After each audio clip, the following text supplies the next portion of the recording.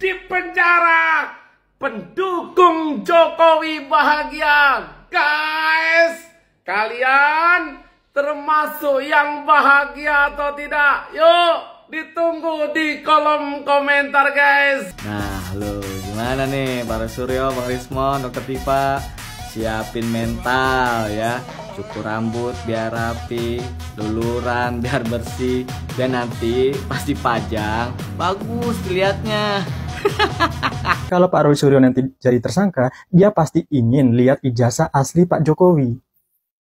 Karena dia jadi tersangka gara-gara tuduh Pak Jokowi pakai ijazah palsu gitu loh. Kalau misalnya apa yang diduga Pak Roy itu benar atau tidak benarnya ya. Ya kalau benar Pak Roy selamat, tapi kalau misalnya tidak benar ya tentu saja akan dipenjara gitu loh.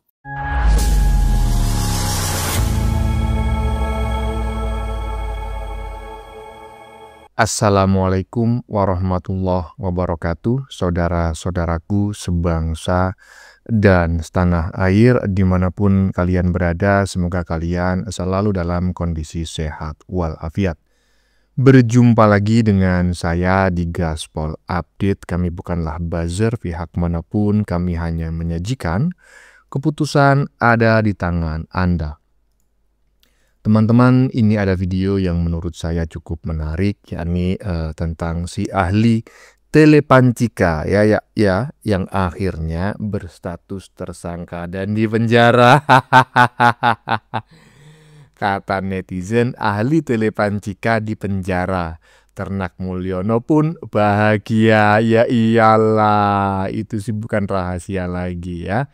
Ya, jika benar-benar si maling panci itu dipenjara, maka Ternak Mulyono bukan hanya bahagia menurut saya, tetapi sangat bahagia sekali ya. Super bahagia promek kalau memang benar-benar si telepancika itu, ahli telepancika itu ditetapkan sebagai tersangka dan dilakukan penahanan. Bahkan banyak neti yang bernazar ya akan menggelar selamatan jika si maling panci itu benar-benar dipenjara. Ya, kita tunggu saja perkembangannya, apakah benar-benar dipenjara dalam waktu dekat ataukah tidak. Nah, bagaimanakah videonya dan bagaimanakah respon netizen? Mari kita tonton bersama, kemudian mari kita komentari bersama di bagian akhir video. Ini dia. Roy Suryo CS di penjara.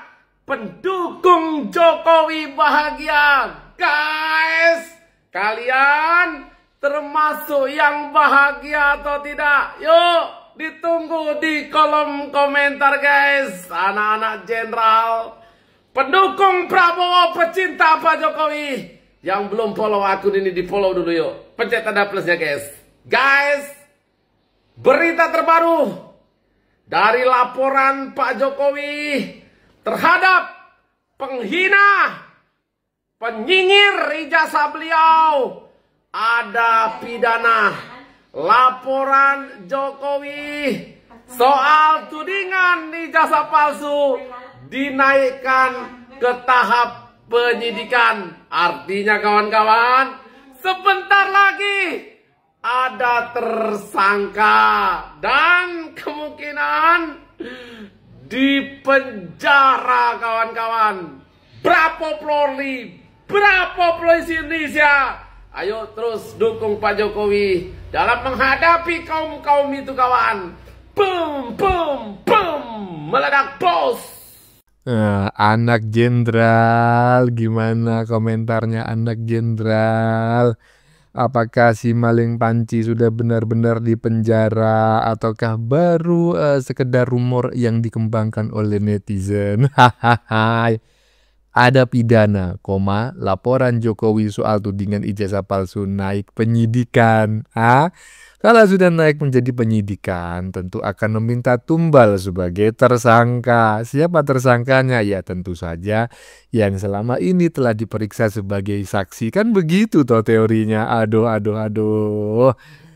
Telepancika CS akan segera mendapatkan kado rompi oren dari Polda Metro Jaya ya, dan kemungkinan besar jika memiliki dua alat bukti yang cukup ya, ya kemungkinan besar yang bersangkutan akan dilakukan penahanan.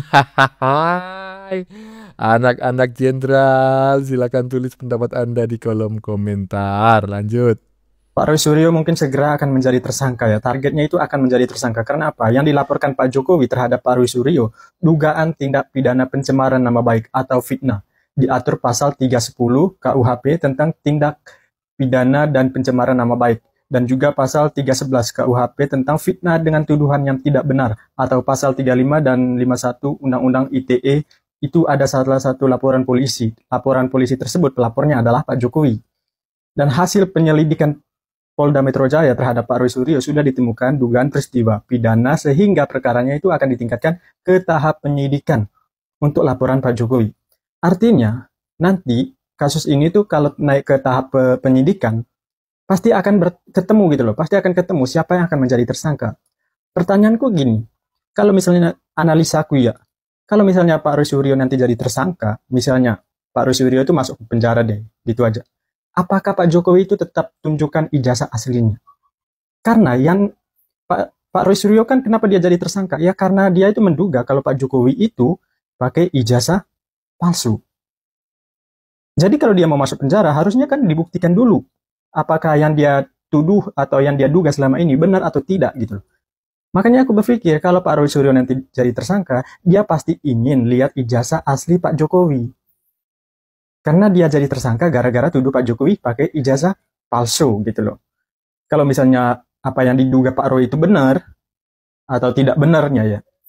Ya kalau benar Pak Roy selamat, tapi kalau misalnya tidak benar ya tentu saja akan dipenjara gitu loh.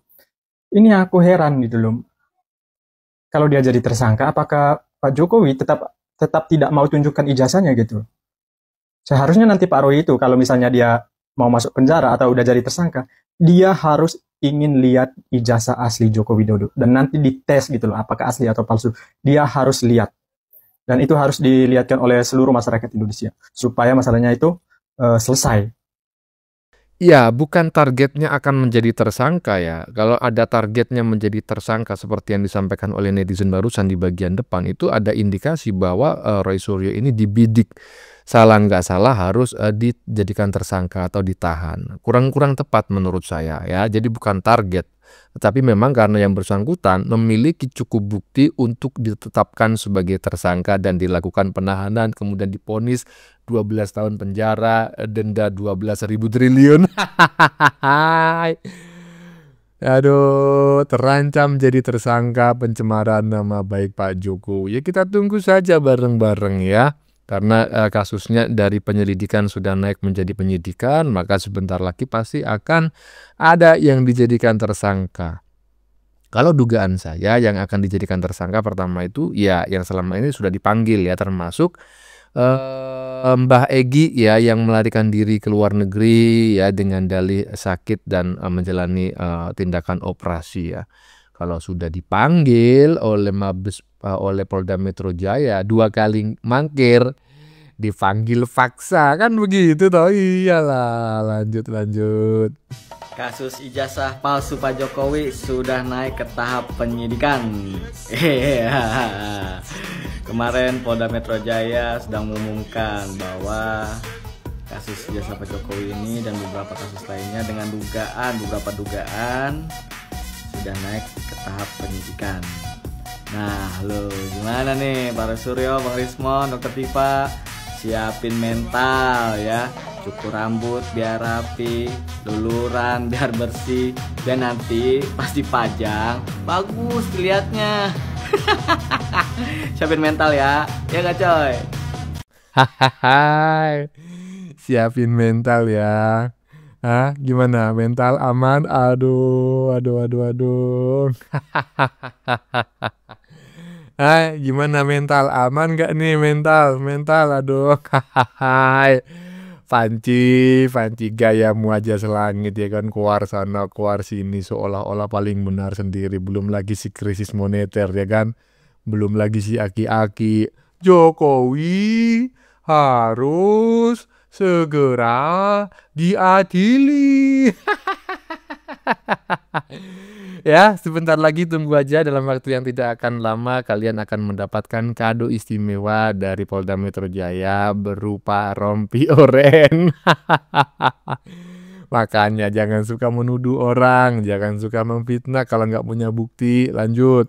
Jadi begini, justru yang mengkriminalisasi saat ini adalah mereka. Inilah akibat kriminalisasi mereka. Artinya, ketika kriminalisasi mereka tidak berjalan, maka ada dampak hukum. Dampak hukumnya apa? Dilaporkan. Setelah dilaporkan, yang teriak-teriak, nih aku ambil contoh ya, yang namanya kriminalisasi itu yang sering teriak begini, ini makanya harus ditangkap Jokowi, harus diadili, banyak korupsinya. Itulah dampak dari sesuatu ungkapan-ungkapan, narasi-narasi, dan itu yang paling parah dia tuh. Itu paling parah tuh dia. Kenapa? Karena dia ikut menunjuk di Solo. Terus kemudian dari awal siapa yang akan masuk nih.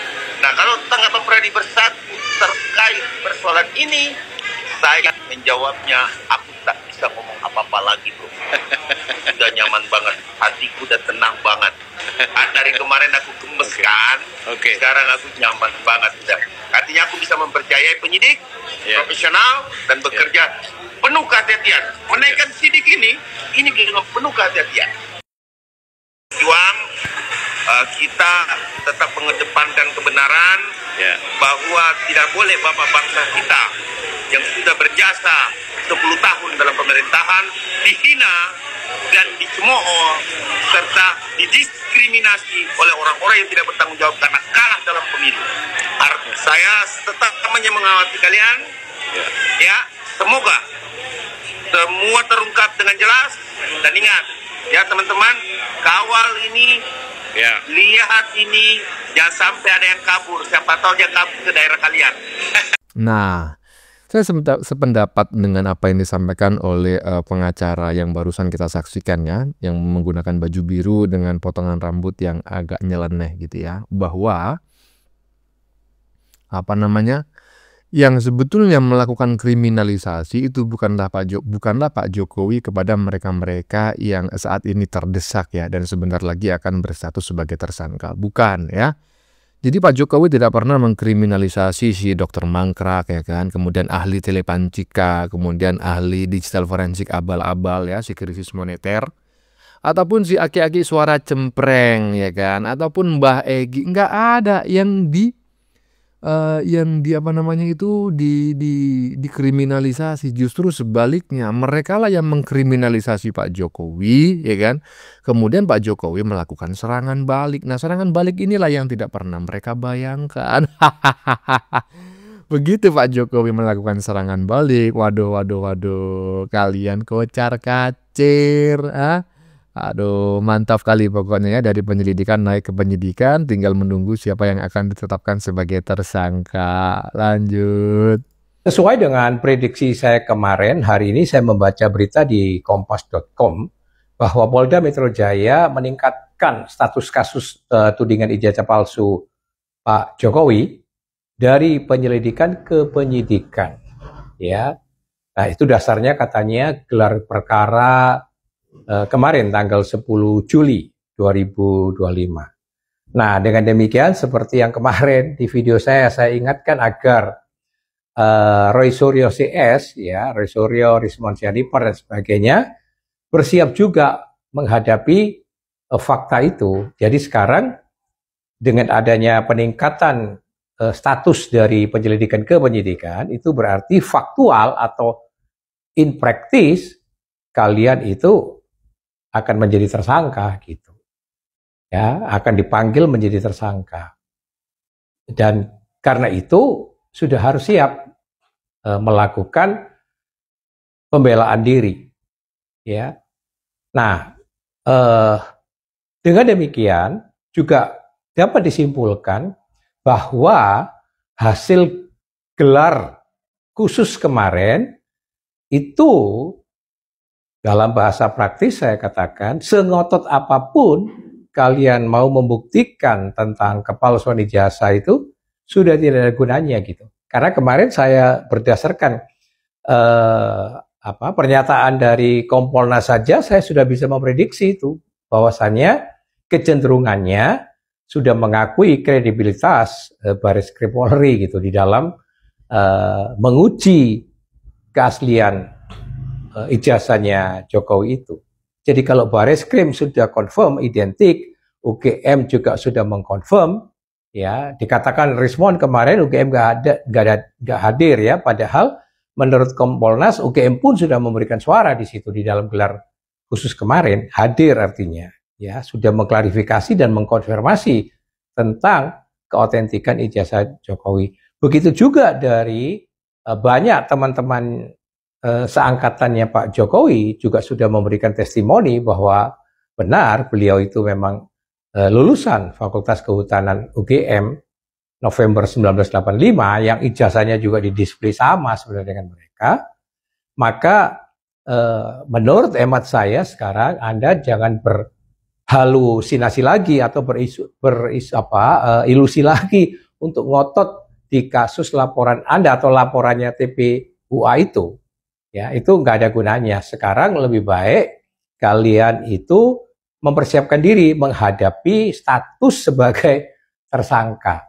Ya, Roy Suryo, Rismon Sianipar, Dr. Tifa dan beberapa teman yang lain, saya kira sudah harus fokus ke situ.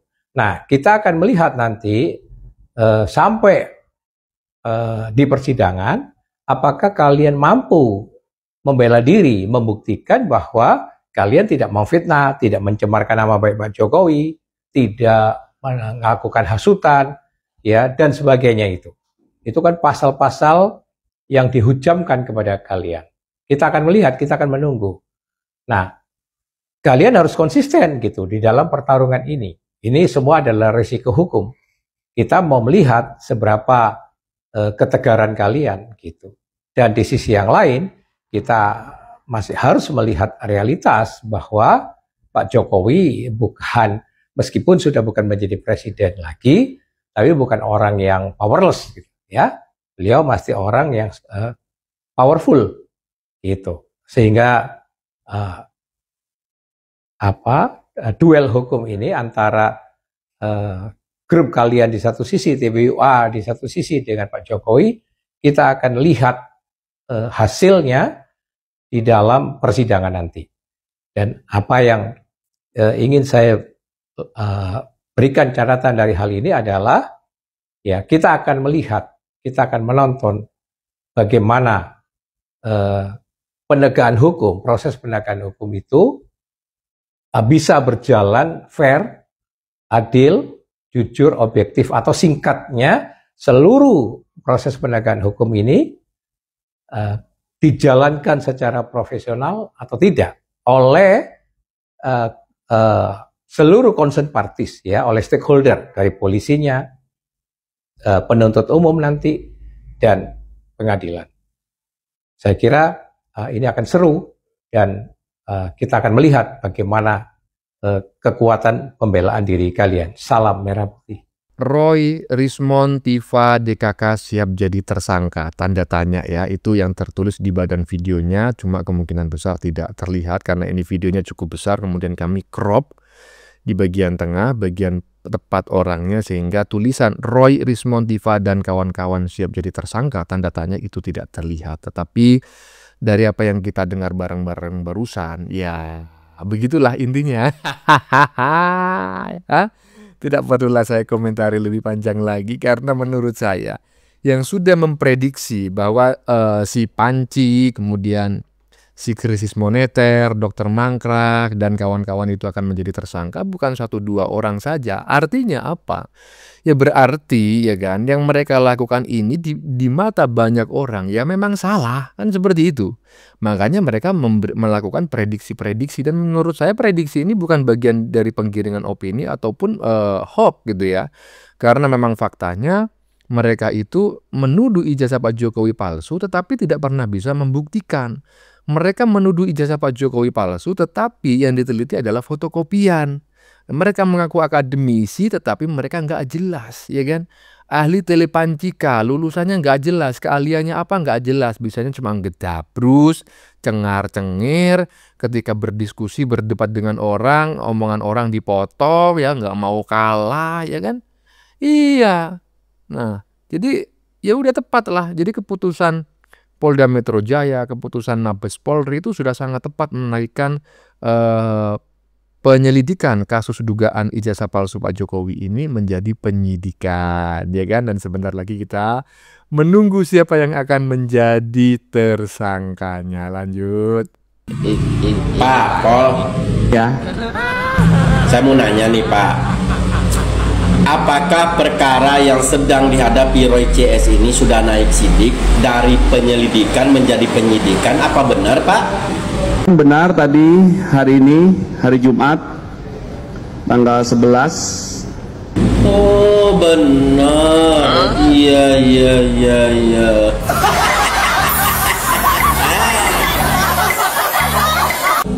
Kalau boleh tahu tentang apa itu Pak Pol? Kok cepat banget gitu naik pangkatnya? Tentang dugaan tindak pidana menghasut orang lain untuk melakukan perbuatan pidana atau mendistribusikan, mentransmisikan informasi elektronik yang sifatnya menghasut, mengajak, atau mempengaruhi orang lain. Oh gitu. Yang menimbulkan rasa kebencian atau permusuhan terhadap individu dan atau menyebarkan informasi elektronik yang bermuatan bohong sebagaimana diatur di pasal 160 KUHP dan atau pasal 28 ayat 2 Undang-Undang ITE. Oh pantesan. Bisa dipahami ya? Itu berdasarkan apa itu Pak Pol? Apakah itu berdasarkan hasil gelar perkara kemarin? Benar, berdasarkan hasil gelar perkara tadi malam, maka terhadap laporan polisi yang pertama. Bentar. Ini laporan polisi yang pertama, ini laporan siapa ini Pak Pol? Pelapornya adalah Saudara Insinyur HJW. Oh, Insinyur HJW. Iya. Dalam proses penyelidikan yang sudah dilakukan, dalam gelar perkara disimpulkan, ditemukan ya, hasil penyelidikan sudah ditemukan dugaan peristiwa pidana sehingga perkaranya ditingkatkan ke tahap penyidikan. Oh, ditingkatkan menjadi penyidikan. Kalau boleh tahu itu untuk laporan polisi yang mana itu Pak Pol? Itu untuk laporan polisi yang pertama dalam peristiwa yang dugaan pencemaran nama baik. Oh, yang pertama. Kemudian dalam 3 laporan selanjutnya dalam kelompok kedua. Loh, emang ada berapa laporan yang masuk Pak Pol? Kelompok kedua kan ada 5 laporan ya. 5 laporan ini terbagi 2. Oh, ada 5. Wah, banyak banget Pak Pol. 5 laporan ini terbagi 2. Soalnya ada yang dicabut. Yang 3 juga dalam hasil penyelidikannya ditemukan dugaan peristiwa pidana sehingga perkaranya dapat naik ke tahap penyidikan. Kemudian di bagian yang kedua ada 2 laporan yang akan segera diberikan kepastian hukum mengingat pelapornya mencabut laporan polisi dan tidak hadir dalam undangan klarifikasi. Iya. Bisa dipahami ya? Wah, masih kurang paham Pak Pol. Bisa nggak disimpulkan begitu biar lebih gamblang begitu Pak Pol? Coba. Jadi ada 2 peristiwa besar. Yang pertama pencemaran nama baik itu ada pelapornya, itu naik penyidikan. Kelompok kedua penghasutan dan undang-undang ITE. Oke. Pencemaran nama baik dan penghasutan. Oke. Sudah bisa dipahamin Pak Pol. 3 laporan naik penyidikan, 2 laporan akan segera diberikan kepastian hukum karena pelapornya mencabut laporan polisi dan tidak hadir dalam undangan klarifikasi. Bentar. Tadi kan Pak Pol bilang ada laporan yang dicabut. Nah, maksudnya laporan yang dicabut di sini tuh laporan yang mana ini Pak Pol? Ya, yang dicabut laporan yang berasal satu dari Polda Metro Jaya, yang satu dari Depok. Oh, yang di Polda sama di Depok. Oke. Bisa dipahamin Pak. Lanjut Pak. Ya. Berarti yang naik sidik itu ada berapa laporan polisi Pak? Jadi saat ini nanti yang tahap penyidikan adalah 4 laporan polisi ya. Peristiwa pertama 1 laporan polisi, peristiwa kedua 3 laporan polisi. Oh, ada 4. Oke. Terakhir nih Pak Pol, terakhir. Tolong Bapak jelaskan proses-prosesnya ini Pak. Ya, dari penyelidikan menjadi penyidikan dan bukan tidak mungkin menjadi tersangka. Nah, tolong Bapak jelaskan secara gamblang tahapan-tahapannya ini Pak, supaya masyarakat ini tahu begitu Pak. Silakan Pak. Jadi saya ulangi Mas ya. Jadi dalam setiap penerimaan laporan polisi ada tahap namanya pendalaman, penyelidikan. Penyelidikan itu adalah pengumpulan fakta-fakta barang bukti untuk menentukan apakah peristiwa ini ada dugaan pidana atau tidak. Ujungnya gelar perkara, ada dugaan tindak pidana, maka tahap selanjutnya adalah tahap penyidikan. Di tahap penyidikan tujuannya adalah untuk mengungkap siapa membuat terang peristiwa pidana dan mengungkap siapa tersangkanya.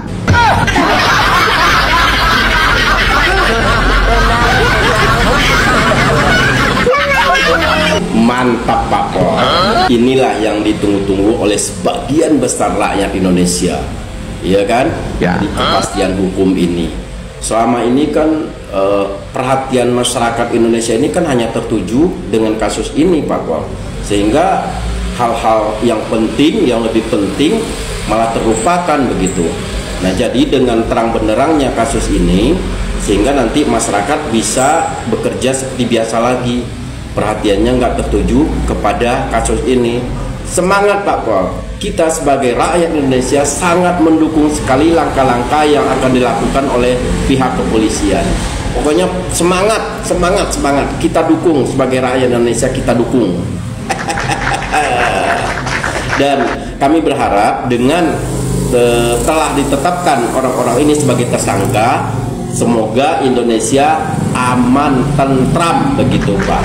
Dan saya yakin 100% kepercayaan masyarakat terhadap institusi Polri makin meningkat. Semangat Pak, semangat. Salam hormat.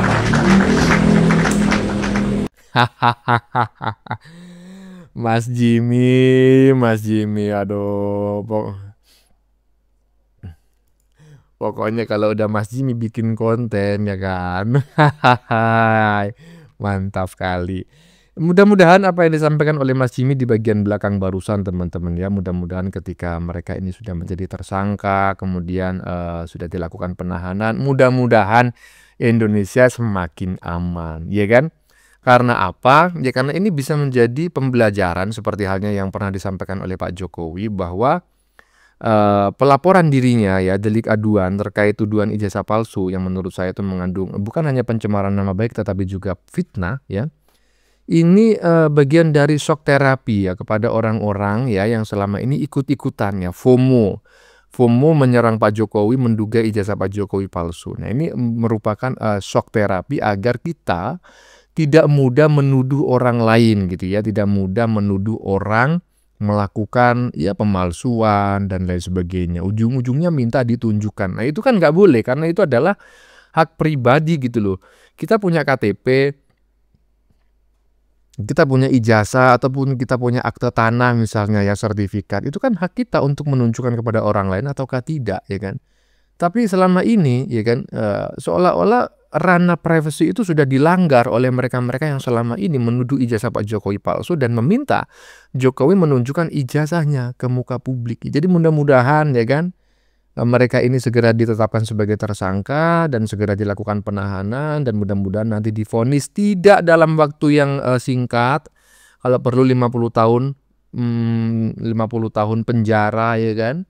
Iyalah, biar seperti yang dimohonkan ya oleh Mas Jimmy Swilo tadi, semoga Indonesia aman. Bagaimana menurut kalian? Keputusan ada di tangan Anda. Silakan tulis di kolom komentar, baik Anda yang setuju maupun yang tidak setuju dengan isi konten ini.